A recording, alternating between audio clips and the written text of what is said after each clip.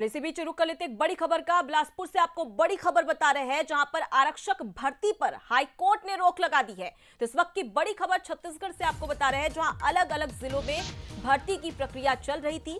याचिकाकर्ता ने भर्ती प्रक्रिया के खिलाफ याचिका लगाई थी।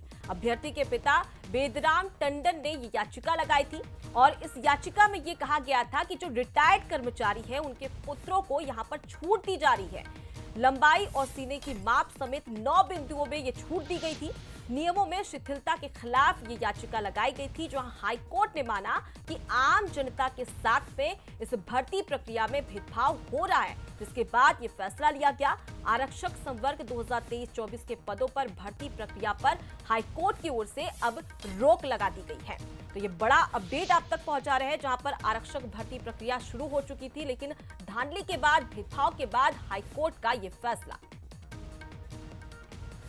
चलिए इसी खबर पर अब ज्यादा जानकारी ले लेते हैं। हमारे साथ में संवाददाता अमन पांडे जुड़ गए हैं। अमन पांडे, जैसे कि अगर देख लिया जाए तो देखिए, हाईकोर्ट में साफ तौर पर ये बात कही गई थी और हाईकोर्ट ने भी माना है कि भेदभाव आम जनता के साथ में हुआ है। लेकिन सवाल यही कि परीक्षा पर रोक तो लगा दी है, लेकिन इस परीक्षा में, इस भर्ती पर किस प्रकार से पारदर्शिता लाई जाए, यहां पर एक बड़ा चैलेंज होगा।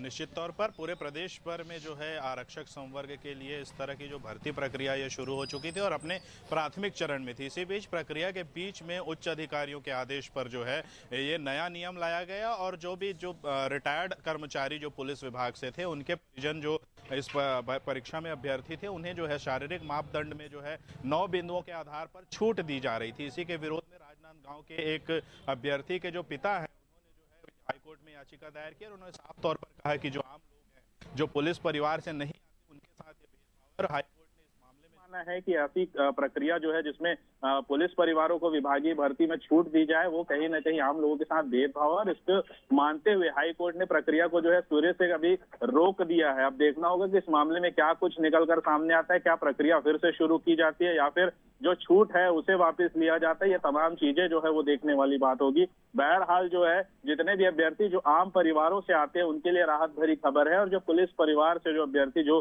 छूट के सहारे इस भर्ती प्रक्रिया में जो है अपना चयन कराना चाहते थे, उनके लिए हाई कोर्ट से एक बड़ा झटका है। पूरे मामले में अगली सुनवाई जब भी होती है, जो भी तथ्य निकल कर सामने आते हैं वो देखने योग्य होंगे। बिल्कुल। तो अगर हम आगे की बात कर ले अमन, तो फिलहाल अब हाईकोर्ट का अगला कदम क्या हो सकता है? क्योंकि फिलहाल के लिए तो रोक लगा दी गई है, लेकिन कई ऐसे लोग हैं जो कि अब भी इंतजार करेंगे कि भर्ती हो, ताकि उन्हें भी रोजगार मिल सके। इसलिए अगला कदम क्या होगा?